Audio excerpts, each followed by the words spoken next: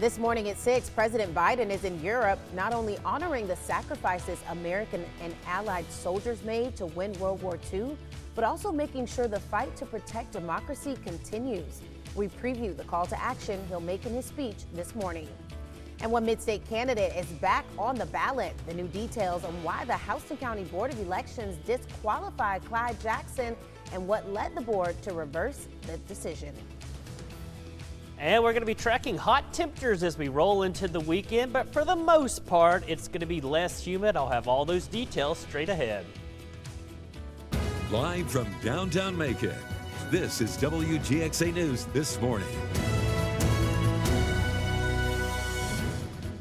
Good morning. It's 6 o'clock. You're watching WGXA Morning News on ABC 16. I'm Brittany Miller, joined by Chief Meteorologist Ryan Stinnett, up early with us this morning.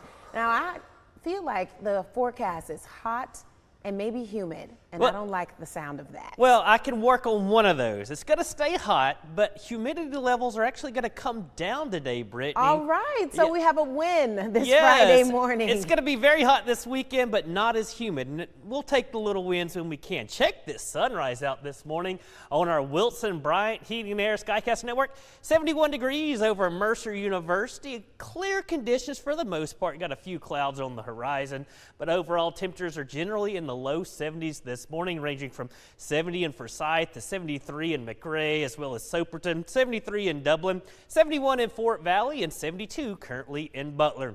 Not much going on the radar. We did have one shower earlier. That continues to push down 16 towards, say, Chatham County in the Savannah area. For the rest of us, quiet and calm conditions as that drier air works into the area. So planning out your Friday, tons of sunshine all day long. Temperatures climbing from the 70s into the low 90s, and I think most of us top out about 92 degrees. Now, looking at the weekend forecast, a weekend sneak peek. Tomorrow's still going to be in the low 90s, but check it out. Sunday looks to be our hottest day so far this year, mid 90s. But again, humidity levels will be tolerable this weekend, so we can deal with the heat as long as the humidity's not around. But as we roll into next week, humidity returns, and so do rain chances. I'll have a look at that extended forecast straight ahead. Thanks, Brian. Search crews will get back on the waters of the Oconee Greenway this morning to look for a missing man. Milledgeville police were called to the Greenway last night around 7 for 2 men struggling in the water. Major Link Boyer was one of the men who says one of the men was able to get out safely. First responders used boats and dive teams but weren't able to find the second man. It's unclear what started their struggle in the waters. Authorities have closed the Greenway for their search. The Georgia Bureau of Investigation is looking into a man's death while on the job in Cochran. They say 70-year-old Milton Mullis was hit with a piece of heavy equipment Wednesday morning at the Cochran Oil Mill and Ginnery in Bleckley County. Mullis would die from his injuries. Anyone with information on what happened should call the GBI office in Eastman. Well, last night, a pedestrian was hit by a car at the intersection of Cotton Avenue and Cherry Street in downtown Macon. It happened just before 8 o'clock with first responders there on the scene. No reports on the person's condition at this time. And we're learning more about a deadly wreck in Warner Robins yesterday morning. Coroner James Williams says Omri Troy was killed and another person was injured in a car crash on South Pleasant Hill Road. The person injured was taken to the hospital. Their condition is unknown. Warner Robins police are investigating. Well, one local Macon organization is celebrating a huge milestone in its efforts to fight crime. Our Carlos Stevens takes us to the historic Pleasant Hill neighborhood where Cure Violence says it's been 1 year without a murder. Pleasant Hill, one of Macon's most historic neighborhoods, has seen its share of violent crime in the past. Now Cure Violence Macon, an organization based in Pleasant Hill, says a year has passed with no murders. LJ Malone, site supervisor with Cure Violence Macon, says one of the ways they've succeeded can be summed up in one action. You got to listen. You know, the community's been a big part of that too, because we don't do it all by ourselves. Cure Violence Macon is made up of a 6-man team, and its stated sole purpose is to heal, empower, restore, and optimize their community. Malone says they're looking to cure the violence in the other parts of Macon as well. Places like Unionville, like East Macon, Bloomfield, South Macon, a program like this would do them very well. Cure Violence Making is a grant-supported violence intervention group that makes it a priority to build relationships with people in the community, hoping to prevent violence. Malone says they also offer a variety of training techniques. It's reflective listening. Reflective listening. Don't come in just giving advice, right? Come in to listen. Actually understand where someone is coming from. Because a lot of our kids and our youth that we're dealing with, they don't feel heard. I asked Malone if he ever saw the moment when Pleasant Hill would go a year without a homicide. Oh, definitely. No doubt about it. We know who we are. We know the work that we do. We believe in our people. We believe in this community. The things that people say about these youth and they so bad and they want to do this and do that, man, like, it's a false narrative a lot of times from people who aren't in the trenches with them. A group of teens are in trouble with the law when Bibb County deputies found a Kia that was stolen from a senior citizen on Clinton Road. They also found 3 teens sleeping inside. When they searched the car, several guns and a book bag with even more firearms were reportedly inside, one of which was stolen. Now, deputies didn't say what charges the teens are facing. And a fight in downtown Macon has a Baldwin County man facing charges. Deputies haven't released the man's name, but say he pulled a gun during a fight Wednesday night and fired off a shot near the parking garage at Cherry Street and MLK. The man was said to be slurring his speech and seemed to be drunk. Now, deputies had to tase him before his arrest. They found meth and cocaine while searching the man and say he was also wanted in Baldwin County for firing a gun and obstruction. In your election news, just days after being kicked off the ballot in Houston County, Clyde Jackson is back in the race. The Houston County Board of Elections reversed its decision to disqualify Jackson at an emergency meeting last night. County Attorney Tom Hall says the challenge to Jackson's eligibility was submitted after the cutoff date, and it was a phone call, not in writing, as Georgia law requires. Now, that challenge came from a complaint that Jackson's wife, Tracy, had an administrative role with the Board of Education. She maintains she has no such job and is a part-time employee. Now, you could see the excitement on Jackson and his supporters' faces as the board voted to reinstate his name on the ballot. The challenge that was put forth by Ms. Hess was not timely submitted according to the Georgia Code. God is good. It shouldn't have never got to this point. There's strength in numbers. We want to be positive at this point. We just want people to get out and let the people make the decision. That runoff election is June 18th. Jackson will go against Angel Brown for the seat as post 7 on the Houston County Board of Education. This morning, President Biden is in France preparing for a speech on democracy at one of the landing places for American soldiers 80 years ago on D-Day. It'll continue the message he's pushed on the legacy those soldiers left behind in the fight for freedom. Here's Perry Russum with a preview. This morning, President Biden in France preparing for a speech on democracy at Pointe-du-Hoc, one of the landing places for American soldiers 80 years ago. We're living in a time when democracy is more at risk across the world than any point since the end of World War II, since these beaches were stormed. Biden speaking at a D-Day commemoration yesterday, honoring American veterans for their bravery. At the forefront of Biden's speech, Ukraine. To surrender to bullies, to bow down to dictators, is simply unthinkable. Ukrainian President Volodymyr Zelensky sharing this moment with a veteran who tries to kiss his hand. Oh, you're the savior of the people. You saved Europe, Zelensky says.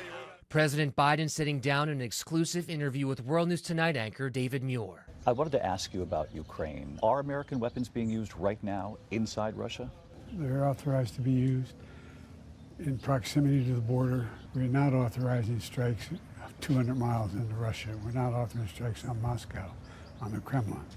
Former President Trump in Phoenix yesterday, his first campaign rally since being found guilty in his felony hush money trial. And he's conceding defeat at the border.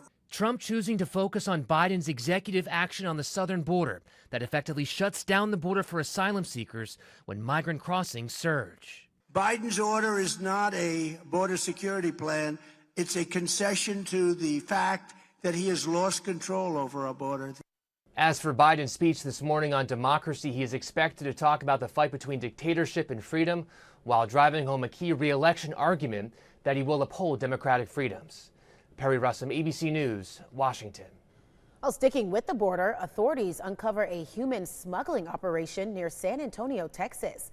The Bexas County Sheriff's Office found 26 migrants on a rural property. 11 of them were hospitalized for heat-related and other minor injuries. Authorities discovered the home after following a neighbor calling in a tip about suspicious activity. The sheriff says the migrants were packed into a false compartment underneath the trailer. These people were just laying down in there, exposed to the elements, basically laying on really hard mesh. And while they were transported here from the border, they reported being in that compartment for upwards of about 3 hours. Obviously, not much by way of water. 7 people were arrested. Well, the time is now 6:10. We're taking a live look outside as we head to break.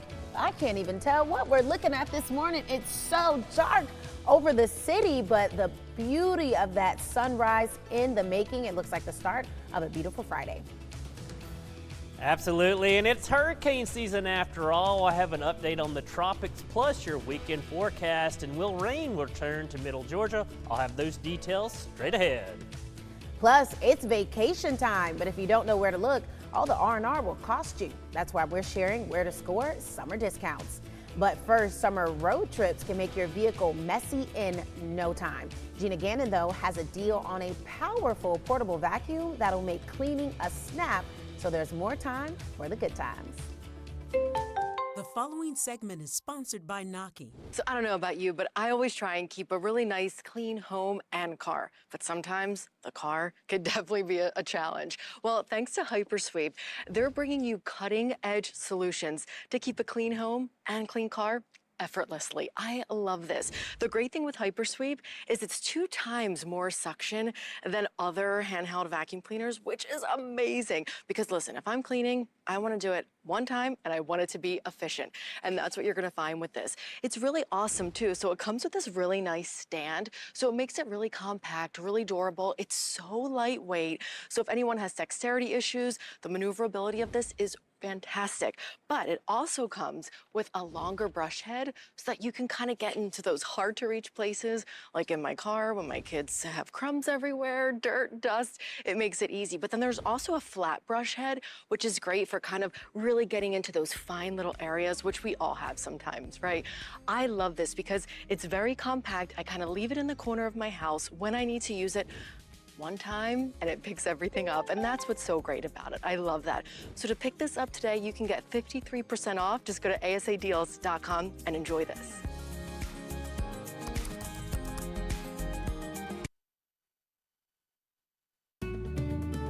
Welcome back. It's 6:14. The U.S. middle class is getting smaller, and the number of Americans falling toward poverty is on the rise. That's according to the Pew Research Center. Analysts there say as of last year, 53% of Americans are middle class, an 8% drop compared to 50 years ago. They explain that things like the monthly bill at the grocery store to sky-high interest rates and persistent inflation has more middle class Americans keeping a tighter grip on their wallets. Well, the heat is here, which means it's time to get away from some R&R. But before you start planning your summer vacation, listen here for how to score some sweet discounts to save your bank account. Jen Sullivan talks to a travel expert on ways you can save. From beach vacations to exploring new cities, there are plenty of ways to save on summer trips this season. So, when is the best time to travel? If you visit places in August, you're going to find better deals than if you visit them mid-summer. Travel expert Emily Kaufman also recommends traveling during the week rather than the weekend to lock in lower rates on airlines and hotels. When booking a hotel, ask about discounts. She says many places offer discounted rates to military, first responders, and teachers. And don't forget about AAA or AARP memberships, which will get you a better deal as well. For families, look into renting a vacation home or condo. It may be cheaper than booking a few different hotel rooms to accommodate everyone. And traveling to off-season destinations can help stretch your budget. Luxury resorts in Scottsdale, Arizona and Palm Springs, California that are usually 5-star prices can come down to 3-star prices during the summer. Many cities offer special bundled rates to sightsee, so if you're visiting New York City, look into buying a Go City Pass. You can save up to 50%, and these are international and domestic as well. Kaufman also says if you're a member of Costco or Sam's Club, you may be able to book your trip through them and save. They're buying travel in bulk, so they've negotiated special rates with airlines, hotels, cruises, and rental cars. And finally, book your trip on a cashback rewards credit card to earn points. For Consumer Watch, I'm Jen Sullivan. Thanks, Jen. Well, a handful of Middle Georgia nonprofits got a big boost in their work to support the community and fight for justice. Atlanta Gaslight donated $60,000 to support 5 organizations' efforts. Cafe Central, the Cherry Blossom Festival, Manna from Above, Middle Georgia Justice, and the United Way of Central Georgia splitting those funds to continue their work. Now, for more information on how the donations will be used, head over to our website, wgxa.tv. Well, have you outgrown the children's books just collecting dust on your bookshelves? Mercer University wants to put them to good use and make a difference for students with dyslexia. Roberts Academy is a transitional elementary school that serves those students with dyslexia from 2nd through 5th grade. The books for Bear's Book Drive will last until August. Now, you can donate your new or gently used books at any of the locations on your screen. It's a beautiful Friday morning across the mid-state, doubling 73 degrees on our Wilson Bryant Heating and Air Skycast network, waiting on that sunrise. Overall looking good all across the mid-state. Now we are watching the tropics, nothing active out there right now, but it is just a reminder that it is hurricane season. Things are quiet right now, but a lot of the conditions later this year become extremely favorable for the development of tropical storms and tropical cyclones as well as hurricanes. So we are expecting an above average year. We'll keep an eye on it, but in case you were wondering, if you hadn't seen the names this year, it starts off with Alberto, Beryl, Chris, and Debbie, and then hopefully we don't make it to say Valerie or William. But again, we'll be watching things. Hurricane season officially ends November 30th. Well, we are watching sunny and less humid weather today and tomorrow, but Sunday, it's going to be a sizzling Sunday. It looks to be the hottest day so far this year across Middle Georgia. And then next week, the summer pattern returns. You know what that means. Showers and storms on a daily basis. Dew points are still into the 60s and 70s right now, but later today, these will start to fall. And by tomorrow morning, likely down into the 50s. And that's going to set the stage for a refreshing Saturday across the mid-state. It's still going to be hot. Temperatures will be into the 90s, but tomorrow morning it's going to be feeling very nice. But it's a short-lived reprieve from the humidity, those rain chances, as long as those higher humidity returns next week. As far as the rain forecast, it's going to be a dry weekend across the mid-state. Now, late next week, we could get widespread rain and thunderstorms. We'll keep an eye on it, but next week, it looks routine for summer. Enjoy the dry weekend ahead. Today, going to be a hot day, low 90s with sunshine in full supply. Tonight, I'm calling for a clear and refreshing night. On average, we're going to see temperatures around 60 degrees. I do believe we'll see quite a few upper 50s first thing tomorrow morning across Middle Georgia. And then as we look at tomorrow afternoon, going to be a sunny, less humid day, low 90s once again, so it still will be hot, but it's going to be very tolerable. That 10-day forecast features rain and storms returning by Monday, but we got to get through Sunday first because that's when it's going to be 95 degrees, likely the hottest day so far this year. And then next week, those temperatures return to near average, which is 90. Finally, your Harris's Body Shop fishing and game forecast peaks multiple times throughout the day.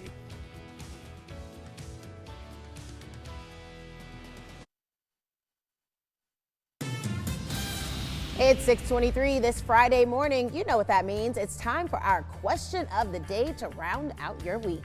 This morning, we're asking, what's the world record for tallest sandcastle? Is it A, 16 feet, B, 37 feet, C, 45 feet, or D, 69 feet? We'll tell you which it is after the break.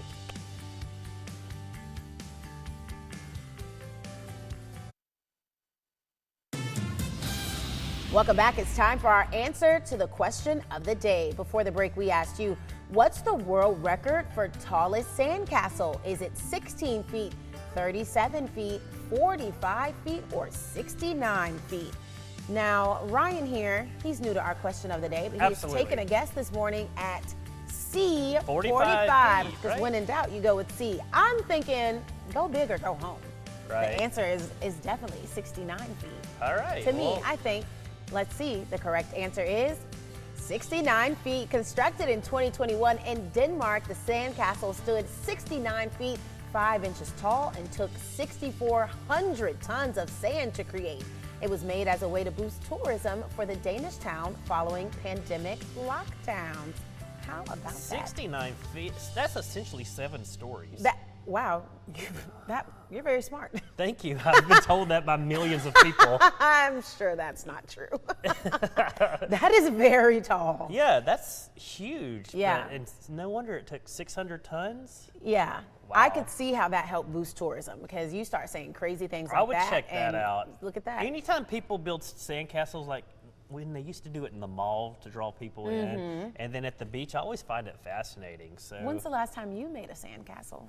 Probably last summer. Oh, so not long ago at all. Yeah, I build little sandcastles. I love building sandcastles. I still have an active imagination. Don't tell anyone this, but like I build like a little village, and then I let the sea come in and take it. Yeah. Oh. Yeah. Let's see our scores so far this week. It is 3-3, so it is a tie. We are ending on a tie. Ryan couldn't take it home for Gary. 3-3? Because there's 5 days, so I'm a little confused. What? Well, I'm thinking like. So that we got the answer I'm right. thinking there's 6 total. Okay, no. you got 3. Woo, Oh. good thing it wasn't a math question this morning. No, All I'm thinking right. outside the box. Yeah, get back in it. Well, Gary, back I got to in the talk box. to him. He needs to do better than Yeah, that. tell him to tighten up. All right. All right, the time is now 6:27. We're taking a live look outside at downtown Macon from the camera just above us here at WGXA. We've got more news and weather for you in our next half of WGXA Morning News.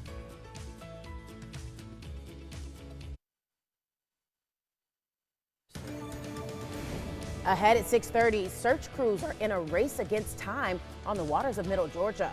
Where and what we know about a man gone missing in the Oconee River.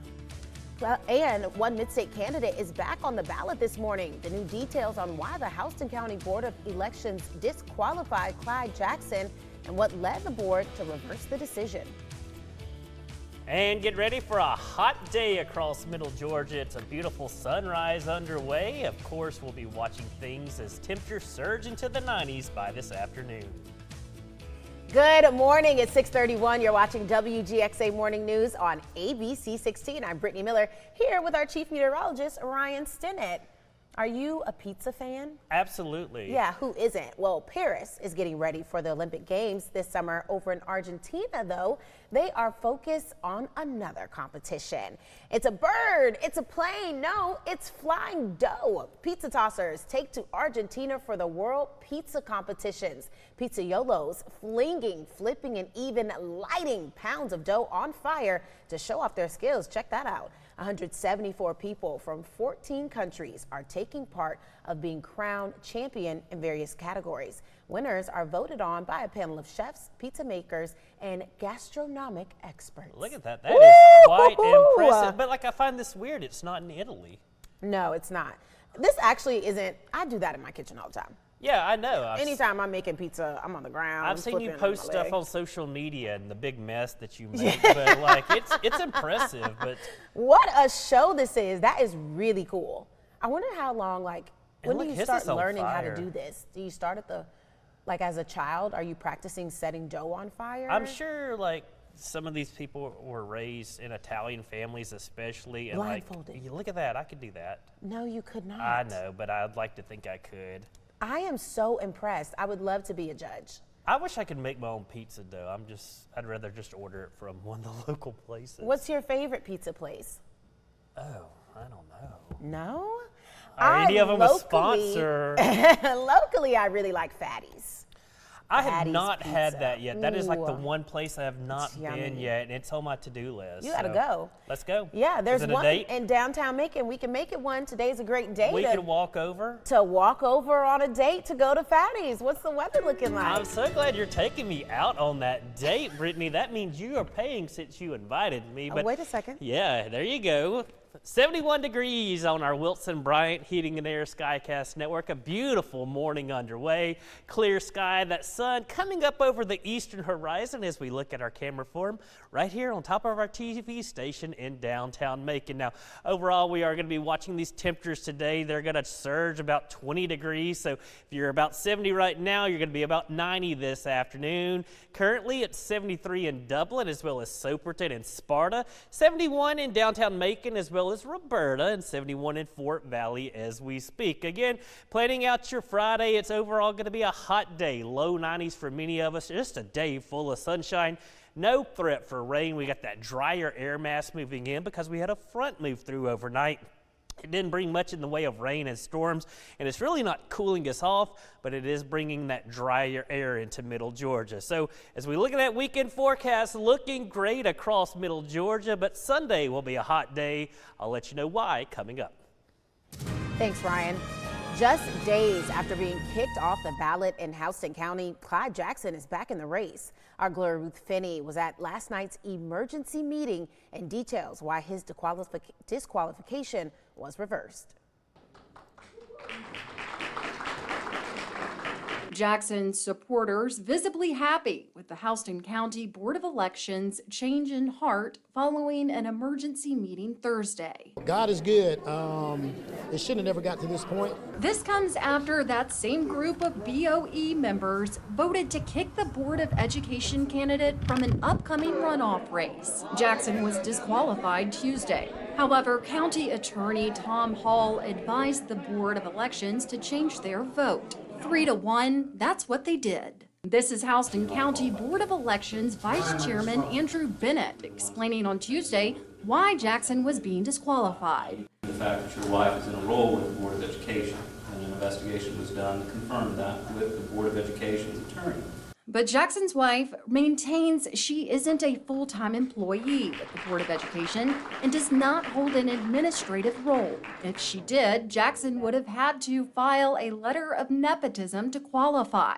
He didn't, which leads us to here on Thursday. The challenge that was put forth by Ms. Hess was not timely submitted according to the Georgia Code. Hall says a phone call from someone with the Board of Education raised the issue of Jackson's eligibility the day qualifying ended.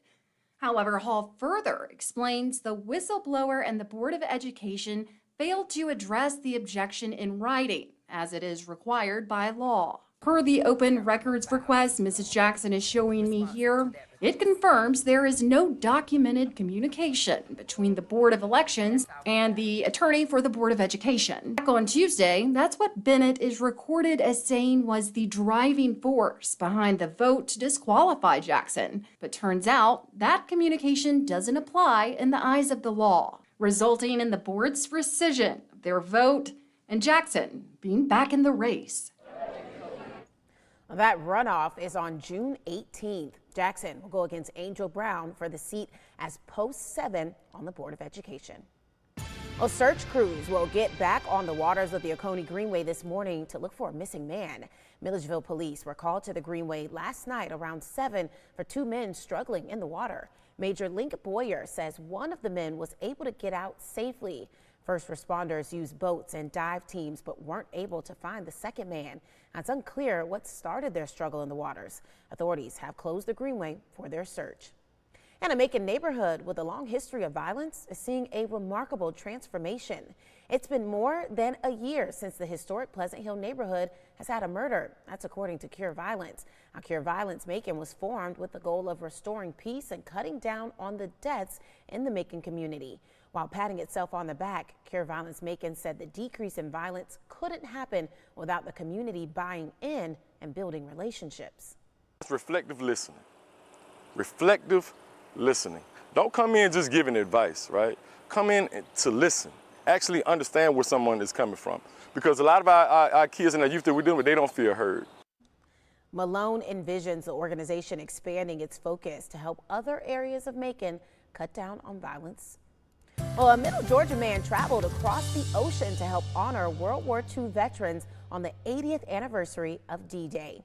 Mike Woods and many others filed onto C-47 planes and recreated the moment paratroopers jumped out and onto the beaches of Normandy.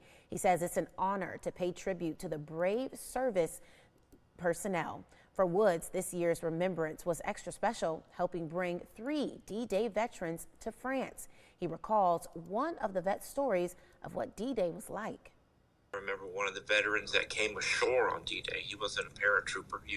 He was in, I think he was in the Rangers. I think he said he had a Ranger tab on anyway. He said how confusing it was. I mean, for the first day or two, it was just absolute chaos, and they weren't sure they were going to be successful in it.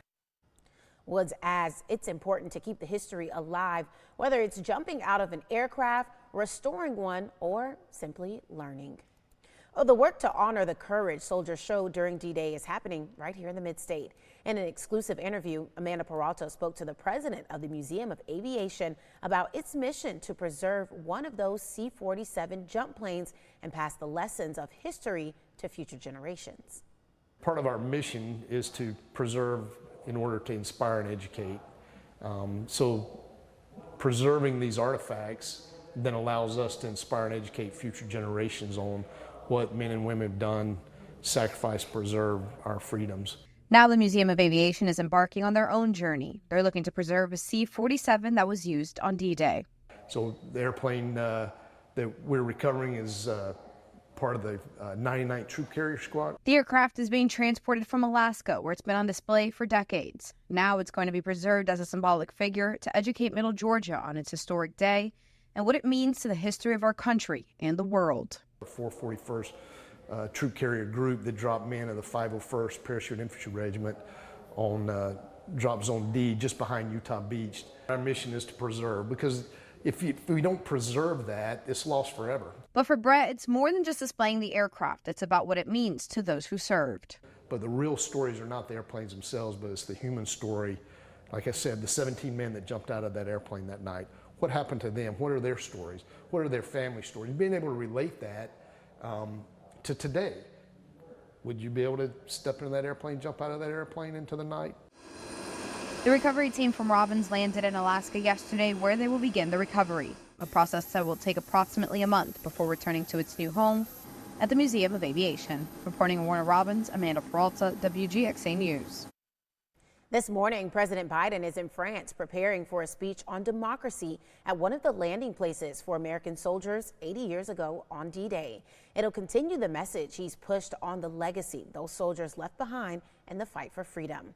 The president's speech yesterday not only honored them, but linked their fight against Nazi Germany to Ukraine's against Russia.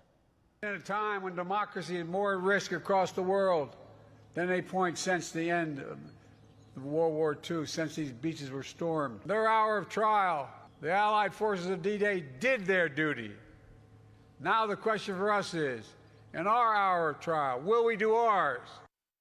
This morning's speech is expected to touch on the fight between dictatorship and freedom while driving home a key re-election argument that Biden will uphold democratic freedoms.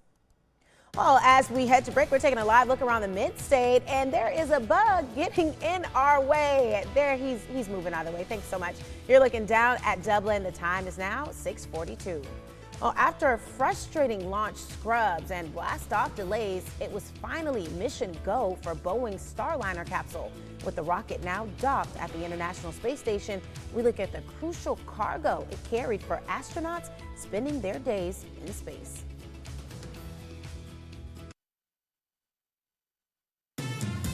Welcome back. It's 6:44. After a few fits and starts, Boeing's new Starliner capsule in its first flight with astronauts finally docked at the International Space Station. And it was quite a welcome arrival. Here's Danny New.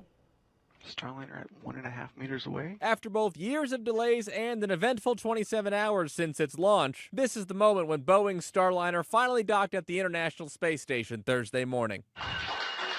One of 2 NASA astronauts in that capsule, Sunny Williams, could not help but dance a little as she greeted and hugged her new roommates on the ISS. And liftoff of Starliner. The mission experienced a few delays in the past month, but when the Starliner finally took off from Cape Canaveral on Wednesday, it became the first Boeing spacecraft to carry humans into space. However, then some of that eventfulness I mentioned started to pop up. First, at 11 p.m. Wednesday night, NASA posted online that 3 helium leaks were detected on the ship. They would eventually find one more. The team did some incredible troubleshooting, exercised the teams back at Mission Ops and back in Florida.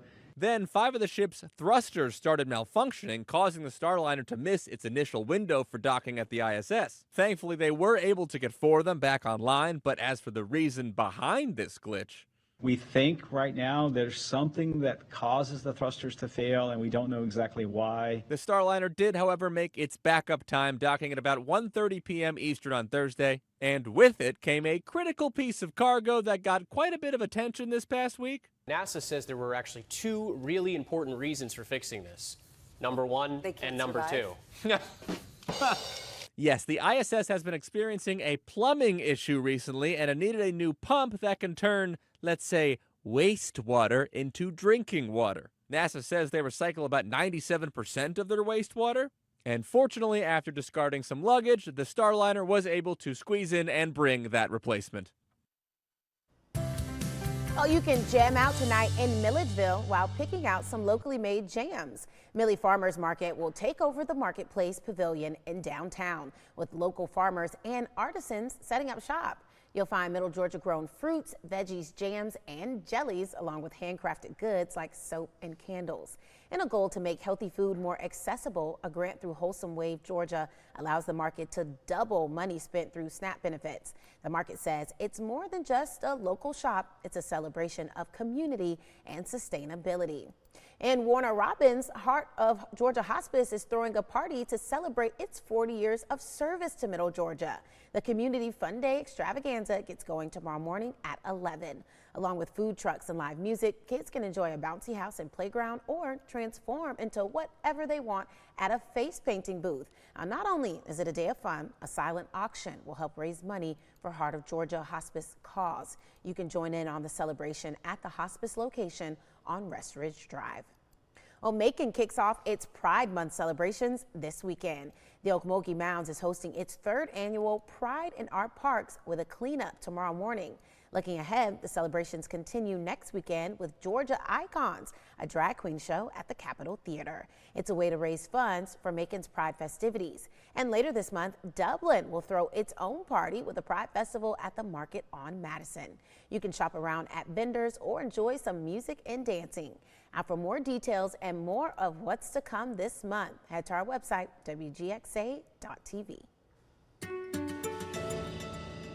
Again, it's a beautiful start to our day over in Dublin. And again, that's one of our weather wasp, Wanda. That's what she's doing, checking the camera to make sure it's still working properly. 73 degrees on our Wilson Bryant Heating and Air Skycast Network. Not a cloud in the sky over Dublin, and that's what we can expect throughout today and tomorrow. Sunshine in full supply, less humid conditions, especially this evening. I think you're really going to notice that cooler, or should I say less humid air, and tomorrow morning looks to start off very nice. Now, dry air in place. It cools off fast. It heats up fast. So by Sunday, we're going to see those temperatures go from the low 60s in the morning to the mid 90s by the afternoon. And it will be the hottest day so far this year across Middle Georgia. And then next week, it's back to that routine summer pattern with daily thunderstorms. But again, dew points, they're slowly coming down. Now, later today and tonight, these will go from the 60s and 70s down into the 50s, and that's going to set the stage for a fantastic start to our weekend.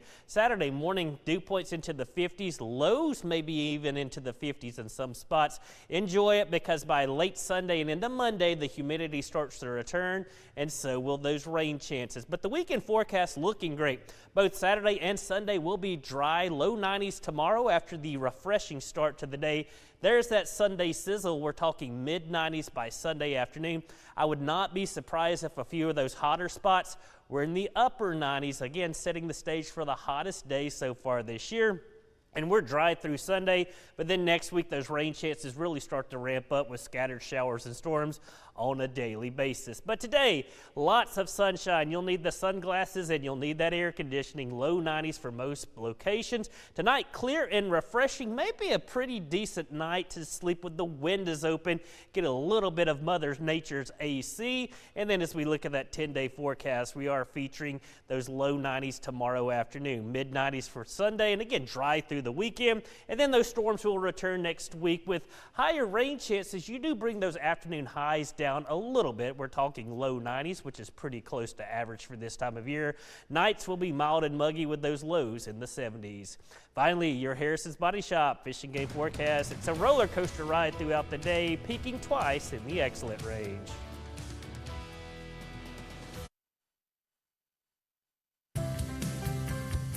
Don't forget to celebrate all the birthday girls and birthday boys in your life with a WGXA News shout out. Go to WGXA.tv/chime in, send in a picture with a caption, and they'll see it right here on WGXA Morning News.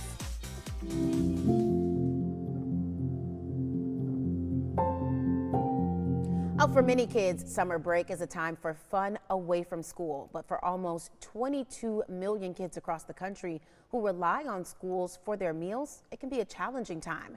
That's why we at WGXA and our parent company, Sinclair, are partnering with Feeding America for Sinclair Care's Summer Hunger Relief Campaign. Now, the goal of the campaign is to make sure no child or their family goes hungry. Every dollar donated helps provide at least 10 meals to food banks across the country. Sinclair has kicked off the donations, pledging $25,000. Join in by scanning the QR code on your screen now to go to our donation page where you can help provide meals for kids and families right here in Middle Georgia. Our Sinclair Cares Summer Hunger Relief Campaign will run through July 7. Stick around, we've got one more story for you.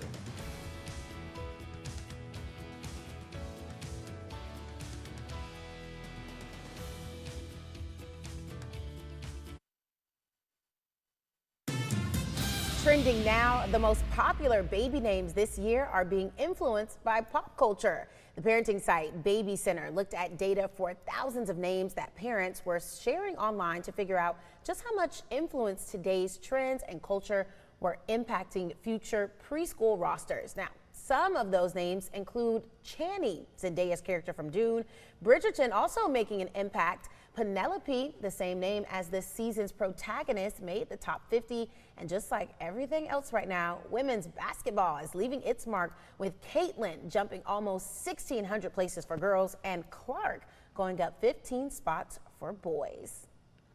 I've seen some crazy names like on TikTok. Yeah? People will make a list of, they'll say names I didn't choose, and it'll be things like toothpaste. Or like, I'm not kidding. They will say strange things like that. Television. Would it be Crest or Colgate? Yeah, it'd be like that. Crest, Colgate, but they'll spell it like interesting. I like that. Actually, I've never seen Dune, so I don't know. I have. I watched Chani. Chani. Well, I knew that somebody was going to tell me. I said it wrong. I even watched it and I was not paying attention. I'm sorry. Not paying attention to But I love Dune? Zendaya, period. I'm surprised Zendaya is not one of the names. I would think like Travis or Kelsey or Taylor. I was saying I could totally see Kelsey making the list. But Caitlin Clark, that kind of makes sense. So that's pretty good. The basketball girlies are doing their thing. Shout out to them. Well, that's all the time we have this morning. Thanks for watching. Good Morning America is up next.